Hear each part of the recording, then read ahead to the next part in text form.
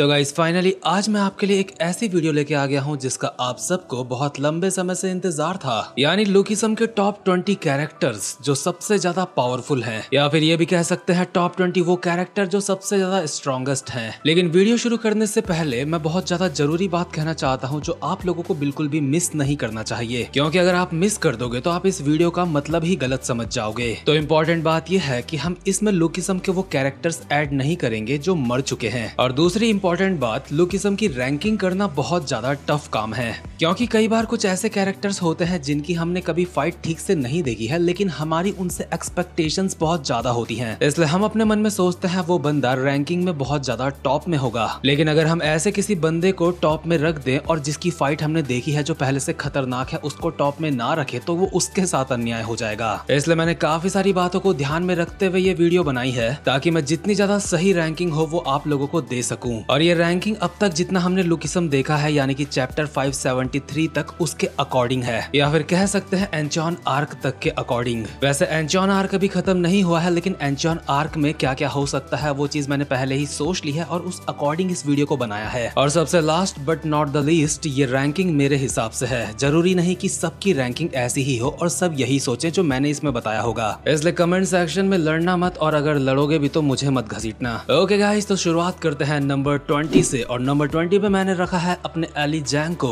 ये भाई के पास टॉम ली की एनिमल इंस्टिंक्ट है, साथ में इसने गन से भी ट्रेनिंग ले रखी है, तो इसका नंबर 20 में आना तो बनता ही था। लेकिन जो लोग सोच रहे हैं कि ये सिर्फ नंबर 20 में ही क्यों है, उससे ऊपर क्यों नहीं है, ऐसा इसलिए क्योंकि ये मतलब ज्यादा ट्रेनिंग वगैरह नहीं करता। वैसे पोटेंशियल तो इस पे काफी ऊपर जाने की थी, लेकिन भाई ट्रेनिंग नहीं करता तो इसलिए 20 में रखना पड़ा इसे। और हाँ, ऐसा हो सकता है कि ये आगे के चैप्टर्स में ट्रेनिंग करे, इसलिए मेरी ये वाली वीडियो देख के फिर बाद में मत बोलना कि मैंने तो कहा था कि ये ट्रेनिंग नहीं करता। मतलब थोड़ा सा तो सोचो यार, जो मैं बोलता हूँ उसको ठीक से समझा करो, नहीं तो बाद में कुछ गलत ही समझ लेते हो। और ये बात मैं इसलिए बोल रहा हूँ क्योंकि कमेंट सेक्शन में मैंने देखा था कुछ लोग बोल रहे थे कि मैंने एक वीडियो में कहा था कि जैक्योन ना और जूनगो का कोई रिश्ता नहीं है, कोई कनेक्शन नहीं है। लेकिन अगर आपने वो वीडियो ठीक से देखी होगी तो मैंने कहा था ऐसा हो भी सकता है और नहीं भी हो सकता है। और दूसरी इंपॉर्टेंट बात, जो एंचॉन आर्क में जूनगो एंचॉन आ रहा है, इसका मतलब ये नहीं है कि उसका जैक्योन ना से रिश्ता निकल गया। वो यहाँ पे हॉरैंग सॉर्ड के लिए आ रहा है, इसका मतलब उसका रिश्ता हॉरैंग सॉर्ड से है। ओके, तो नंबर 19 में अपन ने रखा है जैक ली को। और जैक ली को इसलिए रखा है क्योंकि इसके अंदर हमेशा से मैंने देखा है ताकतवर बनने की भूख है, और ये अपनी कभी कभी ट्रेनिंग वगैरह छोड़ भी देता है लेकिन दोबारा से ज्वाइन कर लेता है क्योंकि इसको ताकतवर बनना है। और वैसे भी इसका राइवल जिसको इसको कैच करना है, जिस तक पहुंचना है, वो लिस्ट में काफी ऊपर है। मतलब मैं जानता हूँ जोहान और जैक के बीच का अब लफड़ा खत्म हो चुका है, लेकिन कल के दिन अगर जोहान को कोई दिक्कत आती है तो जैक जरूर अपने आप को इतना ताकतवर बनाएगा कि वो जोहान की मदद कर सके। और ये बात लुकिसम में प्रेजेंट में कोई भी सोच सकता है, इसलिए 19 में तो इसको होना ही चाहिए था। इसके बाद 18 में आता है अपना वास्को भाई, जो मेरा फेवरेट भी है। और यार वास्को कोई ऐरा गहरा बंदा नहीं है, वो तो मुझे समझ नहीं आता कि पीटीजे इसके ऊपर ज्यादा फोकस क्यों नहीं करता। ये बंदे का नेवर गिव अप एटीट्यूड इतना ज्यादा खतरनाक है कि अगर इसकी बॉडी भी उठने के लायक नहीं है ना, तो भी ये जमीन में गिरेगा नहीं, क्योंकि इसको हारना नहीं है। और गन यामाज़ाकी जो सिर्फ ताकतवर लोगों को याद रखता है, वो भी इसका नाम याद रखता है। तो क्या हुआ अगर वो वास्को को टबास्को कहता है, बट याद तो रखता है ना। साथ में वास्को का सबसे ज्यादा खतरनाक गुस्सा अब तक हमें पूरे लुकिसम में सिर्फ एक बार देखने को मिला है, जब जेस की किसी ने बहुत हालत खराब कर दी थी। उस वक्त वास्को लिटरली खून के आंसू रोया था और खून के आंसू रुलाया था लोगों को।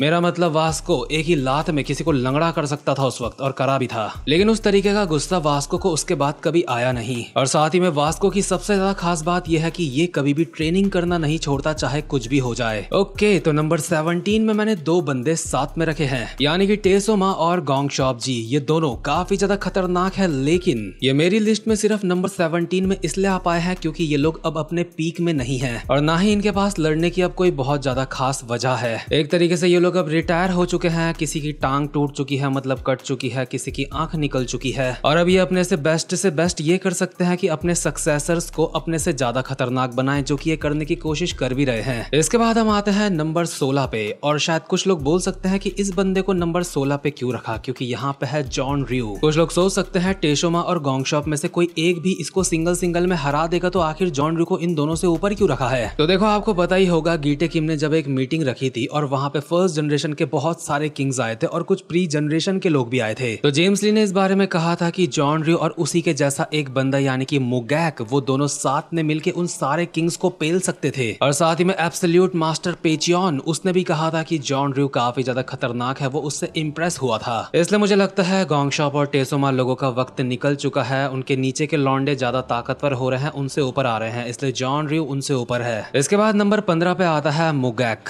और ये जॉन र्यू से ऊपर इसलिए है क्योंकि डार्क क्रोकोडाइल सोसाइटी में भी मुगैक की रैंक 2 है और जॉन र्यू की 3 है। हालांकि जॉन र्यू और मुगैक दोनों लगभग बराबरी के ही लगते हैं मुझे, लेकिन मुगैक के पास जो दर्द ना होने की एबिलिटी है वो काफी ज्यादा जबरदस्त है, इसलिए जॉन र्यू से तो ऊपर रखना ही था मुझे इसे। नंबर 14 में मैंने रखा है जैग्योन ना को, क्योंकि छोटा वाला डैनियल और बड़ा वाला डैनियल उन दोनों ने अब तक बहुत ज्यादा प्रैक्टिस कर ली है, लेकिन अपनी नॉर्मल फॉर्म में वो जैग्योन ना के सामने अब भी कुछ नहीं है। साथ ही में जैग्योन ना के पास अपनी यूनिक स्किल भी है, इसलिए इसको 14 नंबर में तो होना ही चाहिए था। इसके बाद नंबर 13 पे है यूजे शियोन, और एंचॉन आर्क में ये चीज हमें बता दी गई है कि यूजे शियोन जैग्योन ना से थोड़ा ताकतवर है, और जब खुद लुकिसम में ही बता दिया गया है कि वो जैग्योन ना से ऊपर है तो ऑब्वियसली उसे ऊपर ही रखूंगा मैं उससे। लेकिन अब नंबर 12 से चीजें और ज्यादा दिलचस्प होने वाली हैं, क्योंकि सेकंड जनरेशन का एक बंदा नंबर 12 तक पहुंचने का दम रखता है, यानी कि सैमुअल सीओ। और सच में यार ये बंदा सैमुअल बहुत ज्यादा लाजवाब है, क्योंकि जब इसे अंदर से ऐसा महसूस होता है ना कि हार क्यों रहा है, आखिर इसके साथ ऐसा क्यों हो रहा है, तो इसका इतना दिमाग खराब होता है कि ये किसी को भी पेल दे। साथ ही में जिनयूंग पार्क ने जो इसके ऊपर एक्सपेरिमेंट करा जिससे ये अपने हार्मोन्स कंट्रोल कर सकता है, उसके बाद से ये और भी ज्यादा ताकतवर हो चुका है, और इसीलिए इसने जॉन रू का बहुत ही गंदा कुत्ता बनाया था। इसके बाद नंबर 11 पे मैंने रखा है जेक किम को। भले ही लुकिसम चैप्टर 573 तक जेक इतना खतरनाक हमें नहीं दिख रहा है, लेकिन यकीन मानो जल्दी हमें ये पता चलने वाला है कि मैंने जेक को नंबर 11 पे क्यों रखा है। यानी कि मैं ये कहना चाहता हूँ कि जेक और मुगैक की जो अभी प्रेजेंट मोमेंट में फाइट चल रही है लुकिसम में, वो जेक जीत जाएगा। और भले ही अभी जेक और मुगैक की फाइट कंप्लीट नहीं हुई है, जेक जीता नहीं है, इसका मतलब ये नहीं कि मैं जेक को नंबर 11 पे ना रखूं, क्योंकि कल के दिन अगर वो जीत गया तो कल आप मुझे बोलोगे कि तुमने जेक को इतना नीचे क्यों रखा। और क्योंकि सैमुअल जॉन रू से जीत चुका है तो मुझे लगता है जेक भी मुगैक से जीत ही जाएगा, इसलिए मैंने पहले ही जेक को 11 पे रख दिया। लेकिन चाहे जेक कितना भी खतरनाक हो जाए, वो टॉप 10 पे अपनी जगह नहीं बना पाया। अब बारी है नंबर 10 की, और नंबर 10 पे मैंने 2 बंदे रखे हैं, और आपको बता दूं नंबर 10 और उससे ऊपर जितने भी आते हैं सारे लेजेंड्स हैं। नंबर 10 पे है जिनरैंग और जोहान शियोंग। भले ही कोई ये बात बोल सकता है कि जिनरैंग जोहान से ज्यादा ताकतवर है या फिर जोहान जिनरैंग से ज्यादा ताकतवर है, लेकिन ऐसा मुझे नहीं लगता। ये दोनों ने ही अपने अंदर काफी ज्यादा इंप्रूवमेंट दिखाई है, लेकिन उसके बावजूद भी ये फाइट हारे हैं अपनी अपनी। दोनों ने ही अपनी अवेकनिंग के बाद उस स्टेट को हासिल कर लिया है कि हम इन्हें वो लेजेंड कह सकते हैं जिन्होंने अपना रास्ता खुद चुना है। और भले ही जिनरैंग जनरेशन 1 का है और जोहान जनरेशन 2 का है, इसलिए मैं कहना चाहता हूँ जोहान को कम मत समझना। ये दोनों ही बहुत ज्यादा खतरनाक है, लेकिन दोनों की ही किस्मत एकदम खराब है। एक की फाइट हुई गीटे किम के साथ, एक की फाइट हुई शिरो ओनी के साथ। तुमने सुना है ना, जब किस्मत ही हो झंडू तो क्या करेगा पांडू, ऐसा ही कुछ था। वैसे मैंने थोड़ा चेंज कर दिया इसको। और देखो यार ऊपर ऊपर जाते जाते तो रैंकिंग करना और ज्यादा टफ हो जाता है, इसलिए नंबर 9 पे भी मजबूरन मुझे 2 बंदे रखने पड़े हैं। नंबर 9 पे है छोटा वाला यूआई डैनियल और जिनयूंग पार्क। देखो ये बात तो आप मानते होंगे कि छोटा वाला यूआई डैनियल कहीं ना कहीं बड़े वाले यूआई डैनियल से वीक है, और जिनयूंग पार्क ने बड़े वाले यूआई डैनियल से फाइट करके उसे काफी ज्यादा अच्छी टक्कर दी थी। हालांकि उसे इंजेक्शन दे के उसने बेहोश करा था बाद में, और अगर वो बड़े वाले डैनियल से बढ़िया करके फाइट कर सकता है तो हम उसे छोटे वाले डैनियल के लगभग बराबर तो मान ही सकते हैं। और जिनको ये डाउट है कि जिनयूंग पार्क तो सिर्फ एक साइंटिस्ट या फिर डॉक्टर है, वो ठीक से फाइट नहीं कर सकता, तो जाके पुराने चैप्टर्स देख लो। मतलब जिनयूंग अंकल पगले हो गए तो हम उन्हें भूल ही जाएंगे, ये तो उनके लिए सही नहीं ना। इसके बाद नंबर 8 पे मैंने रखा है ब्रैक डैक को, और मैंने देखा है कोई भी अपनी रैंकिंग लिस्ट में ना जाने इस भाई को ऐड करता क्यों नहीं। मतलब यार ये एक ऐसा लेजेंड है जिससे गन पार्क जैसा बंदा सर झुका के इसका ऑटोग्राफ लेता है, और मैनेजर की मानवा का अंडरवर्ल्ड का किंग इसको कहता है the pinnacle of martial art. यानी कि ये बंदा मार्शल आर्ट की ऊंचाइयों तक पहुंच चुका है। इसलिए अगर आपने अपनी टॉप 10 या टॉप 20 की रैंकिंग बनाई और इसको ऐड नहीं करा तो मतलब बहुत गलत चीज है, इसको ऐड करना चाहिए। इसके बाद 7 नंबर पे भी कोई ऐसा है जिसको सब भूल जाते हैं, यानी कि हमारी सोफिया दीदी। और मैं जानता हूँ लुकिसम मानवा में हमें सोफिया के इतने पंगे वगैरह नहीं दिखाए गए हैं, लेकिन भाई लोग आपको बता दूं सोफिया का नाम चलता है, नाम पूरी मैनेजर की मानवा में अलेक्जेंडर के कास्ट सुन के ही लोग डर जाते हैं। सोफिया अलेक्जेंडर एक ऐसा नाम है कि कोई भी अलेक्जेंडर नाम सुन के ही अलेक्जेंडर परिवार से भिड़ने से पहले 100 बार सोचेगा। ऊपर से स्टीव हॉन्ग जैसा बंदा जो कि करोड़ों अरबों रुपयों का का मालिक है उसने सोफिया को अपना बॉडीगार्ड बनाया है तो वो कोई बेवकूफ तो होगा नहीं। साथ ही मैनेजर किम में जो हमें जिनचाल पार्क देखने को मिलता है, सोफिया उसके साथ भी काम कर चुकी है वॉर में, इसलिए हम सोफिया को वॉर हीरो भी कह सकते हैं। वैसे तो हीरोइन कहना चाहिए, लेकिन सोफिया की जितनी तारीफ करी जाए उतनी कम है। इसके बाद नंबर 6 पे आते हैं लुकिसम की शान, हमारे भाईजान यूआई डैनियल। लेकिन आखिर यूआई डैनियल नंबर 6 पे क्या कर रहा है, ये नंबर 1 पे क्यों नहीं है? मुझे लगता है जल्दी से आपको समझाना पड़ेगा, नहीं तो मुझे बहुत कुछ सुनने को मिल सकता है। तो अब ध्यान से सुनना ताकि किसी के भी अंदर डाउट ना रह जाए।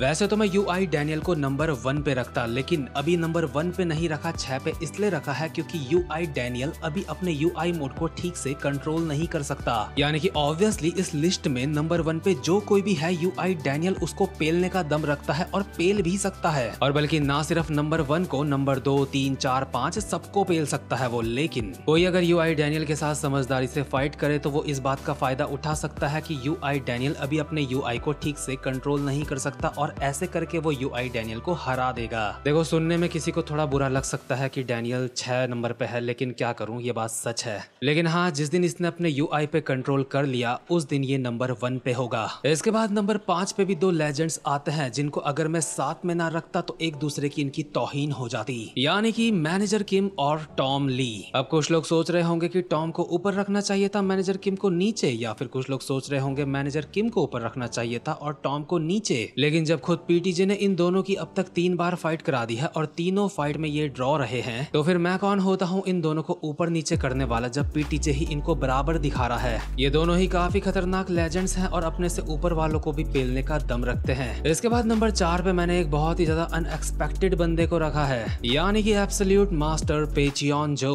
और देखो, पेचियन जो के ऊपर तो मैं पहले ही थ्योरी वीडियो बना चुका हूँ कि ये कितना ज्यादा खतरनाक है। इसको एब्सोल्यूट मास्टर का टाइटल ऐसे ही नहीं मिला। ये चाइना के सबसे खतरनाक 7 लोगों में से एक इंसान माना जाता है जिन्हें कहते हैं 7 स्टार्स, और उनमें से ये 1 स्टार है। ये जूनगो किम की तरह किसी भी चीज को अपना हथियार बना सकता है और साथ ही में इसका हाथ भी इसका एक हथियार है जिससे ये किसी को भी काट सकता है। और उससे भी ज्यादा बड़ी बात कि यामाजाकी शिनतारो के सामने इसने यामाजाकी शिनगिन की बेइज्जती करी, उसके बावजूद भी शिनतारो ने इसको मारा नहीं या फिर इससे फाइट नहीं करी। और इसको प्री जनरेशन के टाइम पे गैप्रियोंग लोगों के लेवल का माना जाता था, इसलिए 4थे नंबर पे रहना इसका बनता है। ये कोई मामूली बंदा नहीं। इसके बाद मैंने नंबर 3 पे रखा है जूनगो किम को। वैसे तो एंचोन आर्क में अभी जो कुछ भी चल रहा है उसको देख के ऐसा लगता है कि एब्सोल्यूट मास्टर कहीं ना कहीं इससे ज्यादा ताकतवर होगा, लेकिन उसके बावजूद भी मैंने इसे एब्सोल्यूट मास्टर से ऊपर रखा है क्योंकि मुझे लगता है अब तक हमने जूनगो किम के बारे में सब कुछ नहीं जाना है। मेरे हिसाब से जरूर गो के ऐसे ऐसे राज होंगे जिनको सुन के कोई भी हिल जाएगा, और मुझे अंदर से बहुत ज्यादा स्ट्रॉन्ग फीलिंग आ रही है कि गो के अंदर कुछ तो ऐसा है जो पीटीजे हमसे अभी छुपा रहा है, और वो चीज मोस्ट प्रोबेबली हमें एंचोन आर्क में देखने को मिल सकती है। इसके बाद नंबर 2 पे भी कुछ बंदों को रखना बहुत ज्यादा मुश्किल हो रहा था, इसलिए 2 को मैंने साथ में रखा है। नंबर 2 पे है जेम्स ली और गीटे किम। देखो, गीटे किम ने जो मौत का नंगा नाच मचाया था वो तो हम सब ने ही देखा था। बुशान आर्क में इसने 3 लोगों की जान ले ली, बिल्कुल जैसे कोई हलवा होगा, और एक का हाथ अलग कर दिया काट के। वो तो अच्छा हुआ था बुशान आर्क में जेक किम आ गया था, नहीं तो ये वहाँ पे और ज्यादा खून की नदियां बहा देता। और जेम्स ली की तो क्या ही बात करूं, फर्स्ट जनरेशन में इसने जो आतंक मचाया था, पता नहीं किस किस का क्या क्या उखाड़ के ले गया था ये। और चार्ल्स चोई, जिसको ऑब्वियसली पता होगा कि डैनियल के पास यूआई मोड भी है, वो डैनियल को तैयार कर रहा था इसको मारने के लिए, इसकी जगह लेने के लिए। और जेम्स और गीटे को मैंने साथ में इसलिए भी रखा है क्योंकि किसी टाइम पे ये दोनों के दोनों साथ में ट्रेनिंग किया करते थे, या फिर कुछ तो किया करते थे, या फिर इन पे कोई हैक है। यानी कि कुल मिला के ये दोनों एक ही थाली के चट्टे बट्टे हैं, और इन दोनों ने साथ में मिलके ही गैप्रियोंग को भी मारा था। इसलिए इन दोनों में से किसी एक को भी ऊपर नीचे करना मुझे ठीक नहीं लग रहा था, इसलिए इन दोनों को साथ में रखा है। वैसे तो इन दोनों में से मैं किसी एक को नंबर 1 पे भी रख सकता था, लेकिन नंबर 1 पे वो है जिसने लुकिसम में सबसे ज्यादा खून खराबा मचाया है, यानी कि one and only Yamazaki gun Yamazaki the shero ओनी। अब कुछ लोग बोल सकते हैं कि नहीं भाई, जेम्स को नंबर 1 पे होना चाहिए था, या फिर गीटे किम को नंबर 1 पे होना चाहिए था। और जो भी लोग ऐसा बोलेंगे मैं आपके पर्सपेक्टिव की रिस्पेक्ट भी करता हूँ, लेकिन सच्चाई ये है कि लुकिसम में जितने बंदे अब तक गन्ने पेले हैं उतने बंदे हमें किसी को भी पेलते हुए नहीं दिखाया गया है। मतलब सोच के देखो, पहले तो इसने पूरी की पूरी वर्कर गैंग को पेला, पूरे हजारों की गिनती में थे वो, सबको पेला इसने। चलो वो तो फिर भी चोमू लोग थे जिनको इसने मारा, लेकिन उसके बाद सेकंड जनरेशन के खास खास बंदे सारे आए थे इससे फाइट करने के लिए और इसने सबको पेला। चलो वो भी कोई बात नहीं, लेकिन उसके बाद इसकी फाइट लेजेंड्स के साथ हुई थी और इसने उनको भी पेला, यानी कि जोहान शियोंग, जूनगो किम, यूआई डैनियल, इतने सारे बंदों को भाई इसने पेल पेला और अगर मैं इसको फिर भी नंबर 1 पे ना रखूं तो मतलब अच्छी बात नहीं है ये। मैं गन के साथ अन्याय नहीं करूंगा, उसको नंबर 1 पे होना चाहिए। और जो लोग सोचते हैं कि जेम्स ली को या फिर गीटे किम को नंबर 1 पे होना चाहिए, जिस दिन वो इतने बंदों को पेल देंगे मैं उनको नंबर 1 पे रखूंगा अपनी लिस्ट पे। मतलब तुम सोच के देखो, गन लुकिसम में सबके साथ अन्याय कर रहा है और रैंकिंग देते हुए उसी के साथ अन्याय हो जाएगा। ऐसे में तो भाई का ऑरा डाउन हो सकता है, इसलिए भाई का aura on the top number 1 है गन पार्क। तो खैर गाइस, उम्मीद करता हूँ कि आपको आज की वीडियो भी अच्छी लगी हो और अगर आप चाहते हो कि मैं इसी तरीके की थ्योरी वीडियोस आपके लिए बनाता रहूं या फिर रैंकिंग वीडियोस आपके लिए बनाता रहूं तो जम के सपोर्ट दिखाओ इस वाली वीडियो में। और आप चाहो तो इस वीडियो को हाइप भी दे सकते हो ताकि जितनी भी बाकी की डिजर्विंग ऑडियंस है ये वीडियो उन तक भी पहुंच सके। बाकी वीडियो में अगर आपको लगता है कोई गलती हो गई हो तो मैंने माफ कर देना, मेरे मुंह से निकल गई थी, सॉरी।